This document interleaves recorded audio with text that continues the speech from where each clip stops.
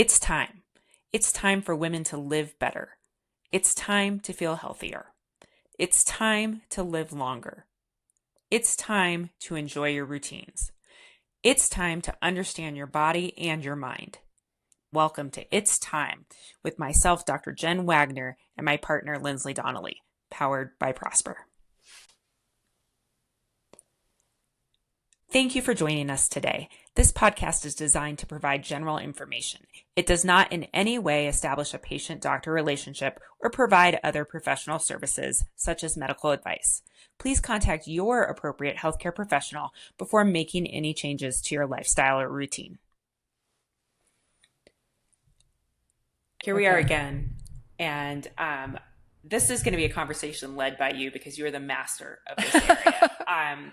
When it comes to assessments and all the work that you have done over the last several years on the Linsly laboratory, which I think is amazing because I think there's very few people who have been not only dedicated to what your goals are in living longer, living healthier, but really diving in and embracing a lot of this research and documenting your journey very strategically. Well, thank you. It is definitely, my background was, strategy consulting and big databases. And so the idea of understanding whether something worked or not and having that be data driven is it's critical for my psychology to continue to test and learn. Like if I don't have a way to say, here are my metrics, let's start, and do we see movement? Sometimes that's subjective movement, but even if it's just handwriting with pencil, how I feel differently that day, I need something that's showing it. So when people think about assessments, there's the example we see a lot in the press or in the deep dive of longevity, Brian Johnson, who's like metriced a gazillion different ways to Sunday, which is just hard to recommend that, especially to midlife women who maybe don't have time. So and it's expensive. It's expensive, and it's it's high beta. It's who knows really how it's going to read out for you too. So if we talk about assessments, as we talk about it today, we want it to be in a way that is also accessible, right? Like, so if people get interested in assessing and where should they go to test a baseline, the cliche expression, what you measure, what matters, where are those tests by category? And then we can maybe just share anecdotally, because you do a ton of this too, testing what's working and not based on wearables or, other ways to track it. Absolutely. Come at it that way. And I think that, I feel like this is a polarizing topic for some people. I feel like some people are very into assessments, and I feel like some people are very not against it, but just are like, I don't want to know. Yeah. Of that, it's the same, oftentimes the same people that are just like, I just do what feels right, et cetera. And there's nothing wrong with that. I sometimes fall into that camp quite a bit. And so I think there is, depending on what's going on in your life, great time to use data. Sometimes we're using data, if you have a big meeting on Monday morning, you can't change when that big meeting is, or if you have an event on if you have an athletic event on a Thursday afternoon, guess what? It's on Thursday afternoon. No matter how you feel. Right. And so kind of the timing around when we do some of this data, when we look at the data, when we use it, and when we use some of these assessments, I do think in an area like longevity, assessments can be really helpful because we're looking for really long-term sustained progress. Right. And a lot of these things there's not necessarily an external manifestation of what's happening. Right. And I think, for me, the reason why this became so important in the longevity space, I was used to metricing things in, e-commerce. Did this internet ad work? And you can do all the digital platform assessments and see if it works. But when you're working on your own body, it takes a lot of emotional and mental energy to get up and keep doing it. And so you need to decide, do I enjoy doing the thing enough that no matter what the assessment says, I'm going to keep doing it? Or is it so hard for me to do that, again, no matter what the assessment says, I'm not going to do it? But there's a lot in the middle, so you can kind of help filter what works and what doesn't. So with the goal being, I want to live better longer. That's what was in my head 4 or 5 years ago. And until that point, really, the only metric I checked was my weight. Yeah. Right. And that's not the last metric I check. And also it was one that's really, it puts you in a loop that doesn't necessarily support the longevity metrics that you care about. So if your starting point is, hey, I want to feel better now, like we say, our whole goal for this conversation is to feel better and live better right now and in the long haul. That's what we're hoping to put on offer with all these assessments. All right. So take us through how you break down the even categories of assessments that you use. For sure. So I would say there are 5. And so if you just track on these 5, one is overall cognition, brain health, mental health. We all care about that because it's kind of what's going to power up our ability to impact change for the next 50 years, right? So there's a category there we'll talk about briefly, but then closely related to it, if not, sometimes slightly in front of it, is emotional well-being, emotional health. And that might seem like you wake up and you feel good or you feel bad, but there are actually ways to track how you're sustainably feeling over time and try to move that lever if you care to. Okay. The third category, which I think probably is a little more straightforward, is the physical fitness stuff. How do you see if you're moving the needle on physical fitness? Okay. I think the fourth category is a little bit around just, it's related to physical fitness, but it's body comp. Okay. So it's not weight per se, but it is the body comp overall. And then the last is a catch-all, which is just overall physiology, nutrition, supplements, where might that be showing up, and things like biomarkers, that makes a difference. Okay. So if we think about those 5 categories, on the first 2, we can maybe go by pretty quickly because they're online ones that you can do and then much deeper dive. But I start with it because it's what really kicked off my journey to understand how could I move the needle on longevity. I did a brain scan. We talked about that in one of our early episodes. And so there are a number of different folks out there who will offer brain scan types of technologies. The one I went with was Dr. Amon's. It's a SPECT scan, and it basically looks at blood flow activity in your brain with similarly to an MRI. So it's, you just do some activity, get a scan, and they're seeing where you're actually seeing blood flow go through your brain. And then you do a resting meditative state and do the same thing. And then there are a series of action items, and you do that scan later. So I did one in June of 2022 and then in June of 2023. And what I found was massive change in increased blood activity based on lifestyle levers that I did. Okay. So that was about a year. A year. And then what about actually, do you have a favorite source for kind of measuring your cognitive ability? Yes. So there are a couple of different apps and online resources, and we'll link to them in the show notes so people can kind of click through them. But it's basically, memory, facial pattern recognition. Can you sustain and memory, both visual memory and audio memory? So they're accessible, and you can be running them on your phone if you're doing an app-based test to see, are you seeing improvement? Got it. And how often do you recommend retesting? For something like a brain scan, I mean, it's expensive and it's a lot of time. So a year was, to me, about as much time as I wanted to be able to invest in changing the lifestyle levers, which we can talk about in a different episode. But it's the things we talk about, exercise, nutrition, all of that. But if you're doing these online cognitive tests or some of these at-home apps, I think you can do them every month. Just keep tracking and see. You can drop them in a little spreadsheet. They have little outputs they do too. But I did build a little Google sheet, Excel, for all of my metrics and all of these categories. But that's kind of the cognition. Right. And I think the more you do them, I think there is a little learning curve to some of these. And so I know I always get really nervous before I take them. I'm like, oh gosh, it's going to tell me I'm terrible. Yeah. So there's a little test anxiety. I still left over from all of my days as a student.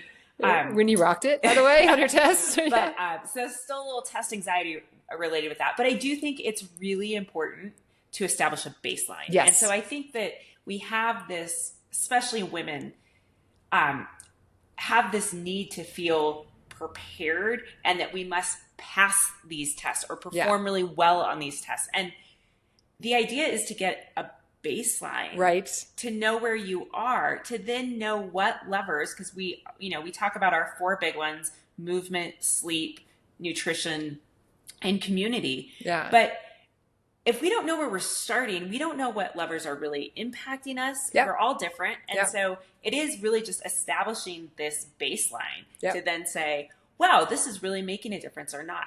Now, with your brain scans, which are amazing for those who haven't seen it, it really is quite a influential test. And it shows you, like, real life, holy cow, I can really change my brain, or how my blood flow is to my brain. You did it the first time. You took a year, did a lot of intervention that you carefully documented. and then did it again. Do you think there's a point in doing it a third time, or did you learn enough in that year? I learned enough, but I think I might in 5 years go back. Okay. You know, and I know we're going to do a deep dive on women's brains with you leading this episode, which I'm excited for. But one of the things I think, to your point about women kind of get some compassion and grace, is that peri and postmenopause wreak havoc on your brain. And then you come out of that phase, you know, maybe it's a 15-year window where you think, oh my gosh, this is only going one direction. And you come out of it and it's actually like a little bit of a U-turn, right? It's come back up and through. So I do want to be mindful to test in 5 years, keep doing these things. Maybe what I'm doing is helping, or maybe I'm also just moving through menopause, postmenopause, right? So I wouldn't do it every year, but I will continue to do it against that baseline. Okay. Yeah. And then let's go into emotional well-being. Yes. What do you like to use for that? So I really look at 3, and again, there's a gazillion, and my daughter does amazing fun tests that she finds that are fun to do online too. But the 3 core ones that I look at, one is, again, Dr. Amen. It's called the happiness score. And I like it because it's 50 quick questions, and you can quickly check in every month. And so our family did them, and it was a way to introduce brain health and emotional health together in a conversation. So that's a Dr. Amen tool. The other one who I'm a big fan of is Dr. Barbara Fredrickson's tool. She's all about the positivity muscle that you can build and why you should build it. So she actually worked with a mathematician called Losato, and they came up with a Losato ratio, which I thought was so inspiring because it looked at probably 5 years worth of interactions and documented verbal cues, and found that for every 3 positive influences you had, you could counterbalance 1 negative. So it was a way to work a muscle around creating, if you cared about having a positive outlook. And then, by the way, her research goes, and so does Martin Seligman's research, goes in great detail why you should care. Like, you earn more money, you live longer, you have better relationships. But once you decide you do care, you could go to her site and take a positivity ratio test and say, what's happened through your day? And I mean, nobody's going to see it but you. And so you should just put in there what's happening and then see how you want to address that with that 3-to-1 action item tool that you can go do. I found that super compelling. And that's one too. You could do daily, you could do weekly, you could do quarterly, and just see, where am I landing? And am I, if I decide I do want to move this positivity ratio and this muscle memory, am I moving it? Okay. So that's a good one. And then the third one, I think Dr. Seligman, and the whole positive psychology and the applied positive psychology study line has a ton of tools on his website that you could just go through and say, I'm checking in on my happiness. I'm checking in on my positivity, my emotional well-being, and what are the action items that come out. Right. And I think, some people, myself included, kind of take assessments in this area for granted. Yeah. Right. It's like, I'm in a bad mood. I'm just in a bad mood, or I feel negative about this, or I feel positive about this. And it's so personal. Why do I need an assessment? But I do think it points to a bigger picture of kind of how you're seeing things. And then as we go back to our 4 consistent levers, what happens if I've changed my movement routine? Something that you might think is completely unrelated. Right. But it can have a really big emotional impact. Absolutely. And as you learn about it, you're like, that's because there's the neurochemistry that changes. Right. And that's what drives our emotional perceptions. So it matters. And it's funny because, I have a very low tech correlation to this, in the fact that, I used to come home and my husband would look at me. He's like, will you just go for a run? And my family knew I needed it. And on the weekends, they were like, Mom, just get up and go. Like, you come home 45 minutes later and you are a better, happier person. You're easier to be around, etc. And so I think we have, it's just really kind of solidifying that and giving you some analytics and some data around it. Yes. Yeah. My family has the same comments. Compare notes.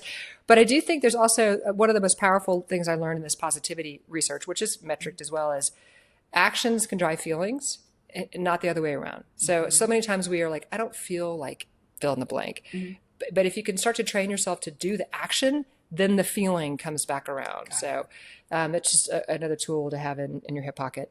So those are kind of ones that might feel like, quote, softer science, but there is real science around them, cognition and well-being. If you get into some more of the physical fitness assessments, I mean, there's the ones we all grew up with the PE test that we did, but there's some easy to do at home ones like a grip test or a hang test. I have a little grip. I can't even remember what the technical name is. You can look on Amazon. It's like grip tester, and you squeeze it. And manometer, yeah, manometer. Thank you. But that's like, $25. You can order online, but if you don't want to, you can also just hang from a bar and see how long you can hang. And go to your local playground. Yeah.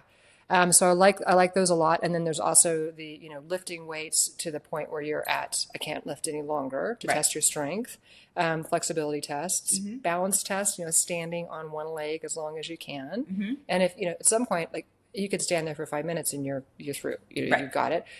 Wall sits, sitting against a wall for as long as you can. What are some other at-home tests that you like to do for strength? Or for physical fitness? I think the grip test is really probably my favorite. Yeah. I think that correlation with longevity is striking. Yes. Striking. And so I think maintaining that, those are probably I think you've touched on all of my favorites. The favorite ones. Yeah. And then there's the stuff as you get into more the kind of the nutrition supplements and the physiology stuff. Before we go past the physical fitness, there are things that you can do in the lab that I think at doing once is probably once a year. Yes. Doing things like getting your VO2 max measured. Yes. And you can do that a lot of different places now. You can do that sometimes at the same place where we're going to talk about a DEXA scan and some other things. Yeah. A lot of those have become really cost efficient to get done. Yeah. And I do think it is helpful to have a baseline, even just to know, okay, I want to be hiking 20 years from now. I know I need a VO2 max of 30 to do that. Yeah. If I'm anticipating a 10% decline per decade, what am I looking at? Yes. I think on VO2 max, because sometimes it's hard to get in to do those tests too, because we've done them and you can get in and you can do them with your physical fitness as well. I remember Simon Hill did a really good explanation on how to do VO2 testing for yourself at home. Yeah. Which is really cool. It's like you run a certain line, you ding a bell, and you run back, kind of like you do sprints when you're a kid. But we can link to that in the show notes because that's something you could do once a month and just check in on your VO2 max. Absolutely. And I think too, not to go too far down the rabbit hole here, I think so many of our wearable technologies gives us this data, and how accurate it is sometimes difficult to tell because they're all based on an algorithm that was designed primarily not on the same population that we are. Right. But at the same time, I think being able to use that data as a trend. Yes. So if you get one formal VO2 measurement and you kind of correlate that to your whatever your watch is saying or your ring is saying or whatever device you're using, then you can say, wow, this is within 3 points or 4 points or whatever. Right. And you can use that as a trend to kind of check in. Yeah. I think that's a great point because we'll get to some of these things where you have to get this external barometer. And then if you calibrate it that same day, you can then use some lighter weight ones. Yeah. Okay, so that's kind of physical fitness. But the next two categories are still like physical, but they're a little different ways to look at it. Body comp being one overall category, right? So we talked about DEXA scans. And the idea behind body comp, there's obviously the aesthetic. We all want to have the look better idea. But the underlying piece for longevity is lean muscle percentage, bone density, and visceral fat, right? Yeah. These are the three things we're looking at with body comp. Absolutely. As women going through menopause, it's that addition of visceral fat that we're really concerned about. Women premenopause, we tend to carry our fat subcutaneously or right underneath our skin. Yeah. But we don't necessarily like the appearance. That's the cellulite, that's kind of the dimples and the wrinkles, but it's pretty safe. It's not very inflammatory. When we start to gain that belly fat and we get what's visceral fat, which is in and around our organs, that's where we have serious health consequences. That is the very inflammatory fat that can lead to serious health problems.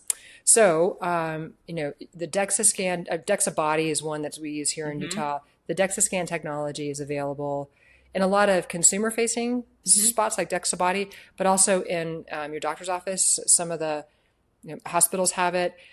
My recommendation would be to go ahead and invest the time to find one of those, and then on the same day, at the same time, go get either an in-body, which you can get at a lot of workout facilities have them. I think both Orange Theory and F45 have them, that you can stand on them and then calibrate those two. The other one that I found an at-home scale that I really like, it's a weird name. It's called Do Fasting.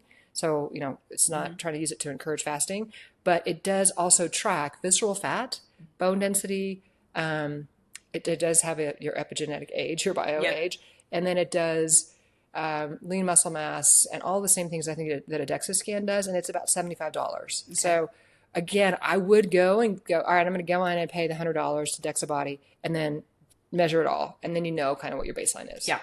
And I think, it is really important to have that baseline measure, especially if you're starting a strength training regimen or changing the way you're eating, all of those things to really see, okay, am I moving the needle in what is really from a long-term health perspective important areas? Am I decreasing my visceral fat? Am I increasing my lean muscle? And we can't tell that from our weight. Right. Right. And I think that's important to know.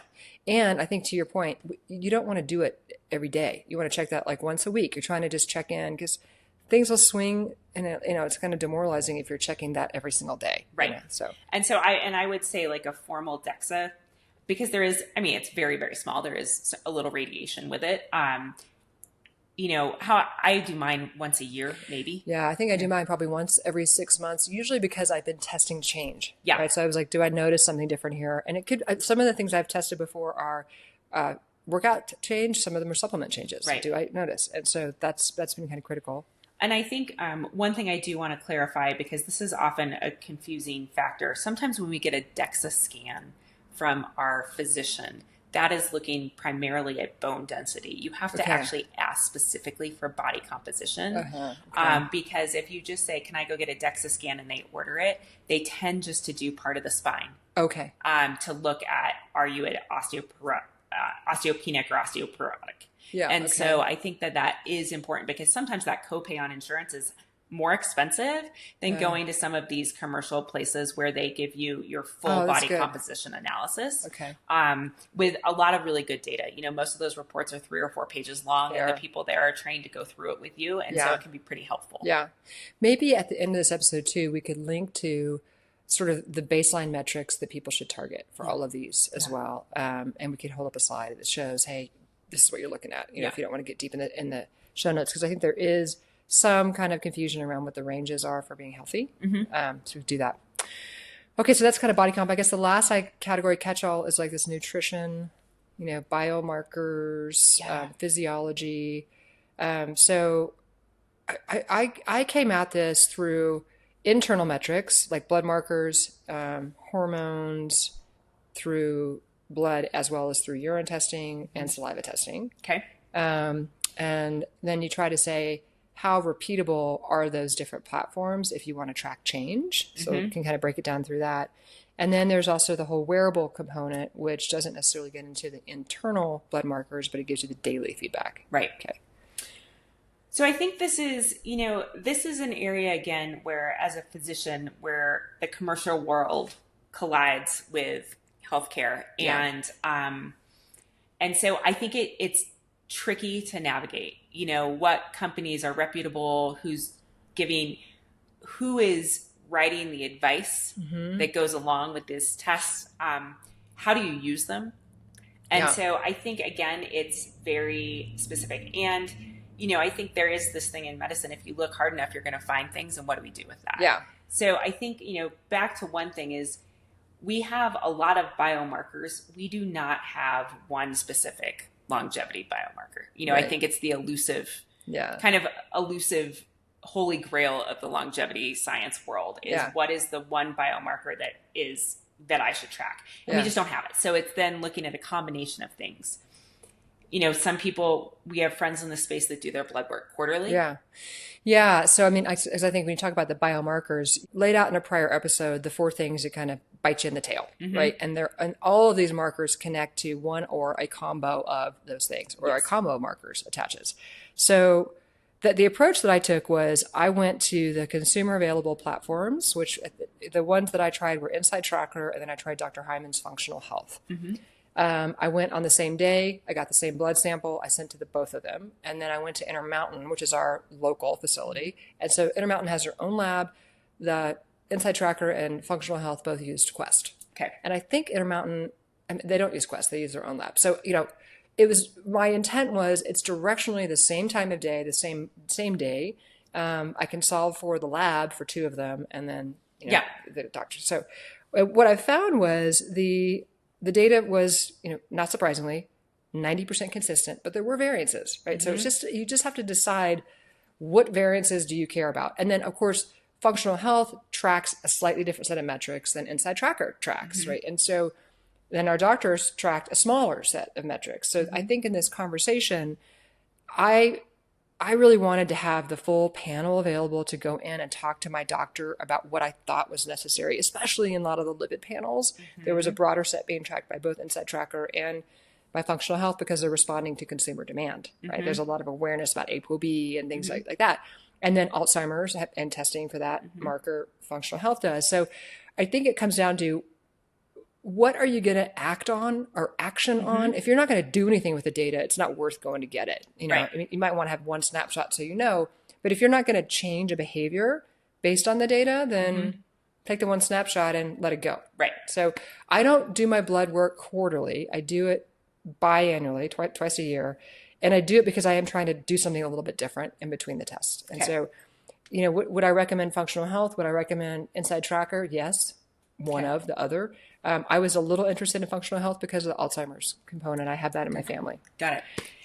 Yeah. I do think the other important thing to note on these is the scales that are used. And so the more commercial tests tend to have what's normal, and each lab has a different range of normalization, kind of based on how the lab tests are run. So what is necessarily normal in one lab is sometimes those boundaries of upper and lower limits are a little different. It's not set in stone. The other thing that I know some of the more commercial testing sites do is they give you what's normal and then what's considered optimal. Yes. And again, most of the time they've taken into consideration if you're male or female, what your age is. Yes. You fill out some questionnaire that correlates with that so they can adjust that optimization score appropriately. But I think that is interesting because what's traditionally done in the healthcare is basically disease, no disease. It's not necessarily what is optimal. And so when we start talking a lot about the longevity and biomarkers, a lot of what we're looking at is inflammation. Yes. And not only is it inflammation from measuring specific inflammatory markers, it is inflammation by looking at your liver numbers. So, you know, you can have, there are some experts in this field that say, oh, if your AST and ALT liver markers are normal, you're fine. That's what your healthcare provider will say. But people in the longevity space will actually say that's, you know, if they're in the upper edge of normal, maybe that is pointing towards some inflammation or some other things going on. And so what is optimal versus what is normal can vary. Yes. As you were describing that too, I was reminded, I mean, we live in Utah, right? So I did not understand when I went to my doctor that the normal range was based on the people who lived in my, I don't know if it's multiple zip codes, but it's this Utah zone, right? So if you're lucky enough to live somewhere like we actually live in an incredibly healthy zip code in Park City. But if you were to live somewhere where maybe it wasn't as easy to be healthy, the optimal zone is different, right? So in the medical world. Yes. And I think that is not as much of a risk in the commercial platforms, right? They've got a different set of data or different definition of optimal. So I think it also, for me, it informed me to go into my doctor and say, hey, I know I present like a super healthy person. However, I have these indicators that came from this consumer test, and my doctors were great looking at it. And they looked at it and said, yeah, actually, we would consider, and that's when I got the calcium test, you know, so there's some things to take a look at. So you can inform yourself and go ask for more if you're interested with these platforms. Absolutely. So I would use the blood markers. I also did the Dutch test for hormones. So you know, those are things that do them as often as you're going to change your behavior. Yeah. But if you're not changing your behavior, you know, it's an annual checkup or whatever. Right. And then I think the one that people probably are the most familiar with and maybe curious about are the wearables, right? Because those are going on everywhere. I'm wearing my Aura now. You've got one. You've worn. So I thought what could be helpful is I could just tell you the ones I've used. Absolutely. And similarly to like I described the do fasting scale where I was like, all right, I'm going to metric it against InBody and DEXA scan. I did wearables to kind of get a baseline for the Apple Watch, the Whoop band, and the Aura Ring.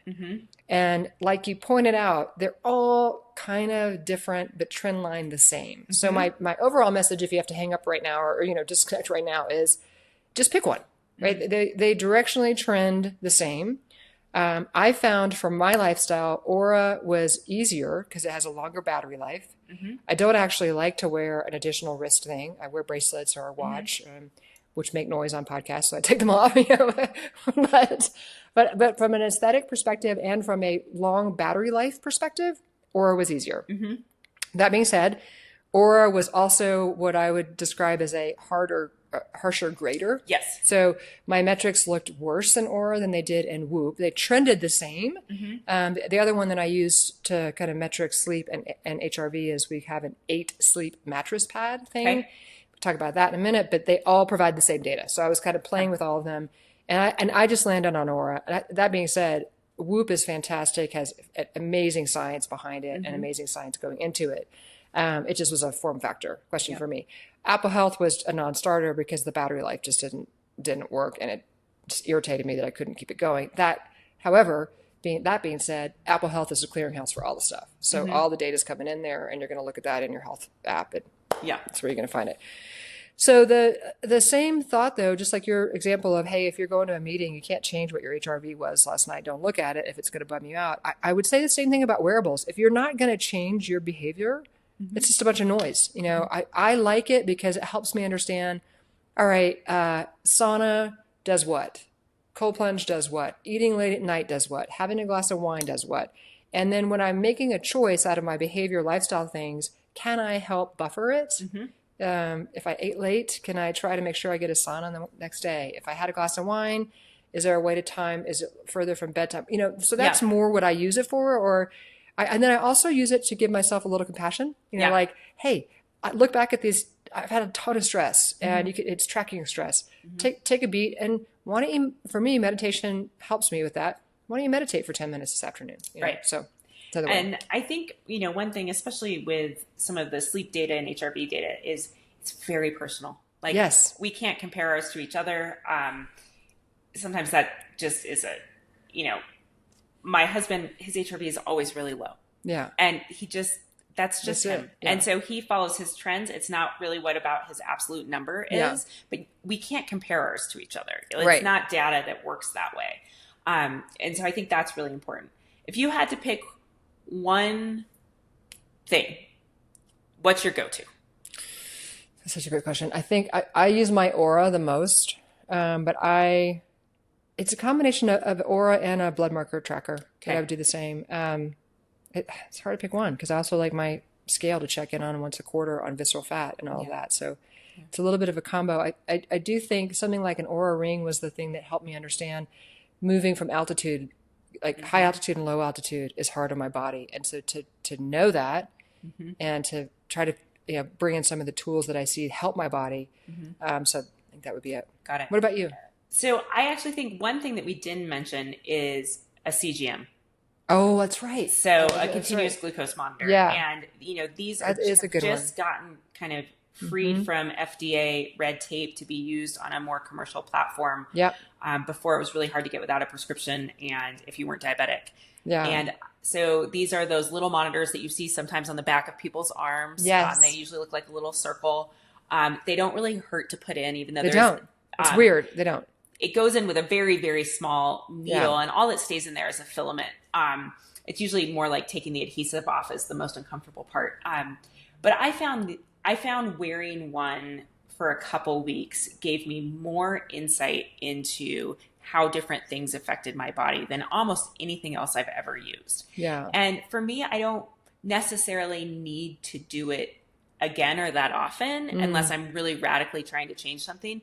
But I really did learn what foods really affect my blood sugar, what types of exercise really affect my blood sugar. And, if I'm doing something intense, you actually kind of want that spike in your blood sugar. That's what's supposed to happen physiologically. And so I think that those are a really unique monitor that you can get a lot of insight from. And I think it helps correlate. I think, we label certain foods as healthy or non-healthy.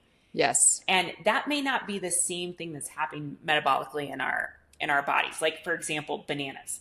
I would label bananas as a pretty healthy food. Right. Bananas for me make my blood sugar go crazy. Yeah. And so I would have never suspected that. Yeah. I didn't feel any different. I think the other thing too is sometimes when I'm hungry or I feel like my blood sugar was low. Yeah. Like having that data is saying, no, maybe your blood sugar is fine. Maybe you're dehydrated. Maybe it's something else that's causing you to feel a little bit off. I thought was really helpful. So yeah, I think a CGM, I've worn one just a couple times. I don't do it very often, but I found that really interesting. Yeah. I've worn one probably 3 times now, and it's the same thing where it has shown me things that I thought were going to be healthy were not. So Yeah. it was the reverse. It was like, because I was eating all these things for protein, but they were, processed. It was like dried cheese or things you can grab at the grocery store. And whatever was happening in the processing, even though it was, I quote, high protein food, it was jacking my glucose. Yeah. And why eat it then? Because it's not that delicious, so put it aside.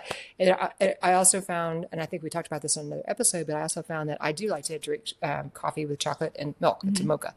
And so I would eat protein with it and it would stabilize. Yeah. Or my blood sugar drops very low at night. It goes in the red zone. And so I liked to time restrict eat, but I throw in some cheese to blend that. So you're right. It's little tools that you can play with, but I wouldn't wear it all the time. No.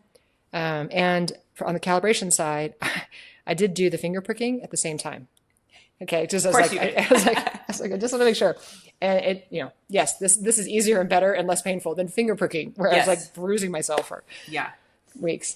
Okay, so let's just recap our kind of 5 big zones. Yes, although before we recap, what I forgot was the genetic testing. Oh, that's a good point. Let's go through that. Because I think the genetic testing on 2 fronts. One is what's your real age versus your chronological age. And there's a bunch of them out there. Again, we'll link to the show notes for the ones I at least have tested. But what I found is Aura now does it, Insight Tracker and Functional Health did it, and they all came back about the same. I was about 7 years younger than I am. Okay. So there was one that was like tested all the different organs, and so you could go like, hey, I'm 7 years younger, but my brain's older. You can do that. But it was overall. And then I think the DNA testing, I was fascinated with this because DNA is DNA, right? Like I don't need to be a doctor to understand that, but it came back differently. So like 80% overlapped. And then there were just these weird little variances where maybe DNA isn't DNA. I'm not sure, but I wanted to understand where they all did overlap. And the reason why it mattered, it's like, 23andMe is interesting, but the reason why it mattered from a lifestyle perspective, like mine came back that I metabolize caffeine really quickly. Great. So I can drink it all day long. My husband can't. Right. It came back that I metabolize alcohol quickly. Okay, that's great maybe when you're a certain age, but not great when you're older because I don't feel the hangover impact of alcohol. So there's no natural governor. Got it. I have a slow metabolism. That's weird. Those two don't go together. But that helps me have some patience with what I'm doing on a nutrition side. I do not respond well to weightlifting, which is kind of interesting because I'm so fascinated and I love it. So then that also gives you more compassion. So, those are my 4 takeaways. There are a bunch of others that are in there, but it will give you some patience and grace with how you approach your program with the DNA testing. And I also want to say that, some of these lab tests are a very quick snapshot of where you are that day. Yeah. And they can be influenced by things you did 10 minutes before you went to the lab, things you did a couple hours, what you did the day before. And so that is one reason to use it chronologically over time to try to minimize some of that variance, but not to panic if one thing seems a little off because it could just be something that had happened acutely in your life at that point in time. Yeah. And I think that is another great reason to correlate it with something that tracks progress day in, day out. Right. So you can kind of filter through what was maybe part of that single moment in time snapshot versus what is kind of continuing over time. Yes. And I guess if I could just, underscore it one more time, it's great to get baselines and it's wonderful to know them, but ongoing testing only makes sense if you're going to change your action between the test or if there's like a wild card variable with age. So our friends will talk about, hey, I did this blood test and out of the blue, this crazy marker showed up. Right. Okay. That's a frequency rationale right there. But some things, especially even like the daily wearables, if you're not going to change your habits, don't need to spend the time on it. Right. Right. For sure. All right. Okay. All about assessments. Thank you for being the lab of Linsly and having such a great data set to share with all of us. Everybody can be lab you, right? Yeah. Absolutely. Everyone's lab you. So. All right. Thanks for joining us. We'll see you next time.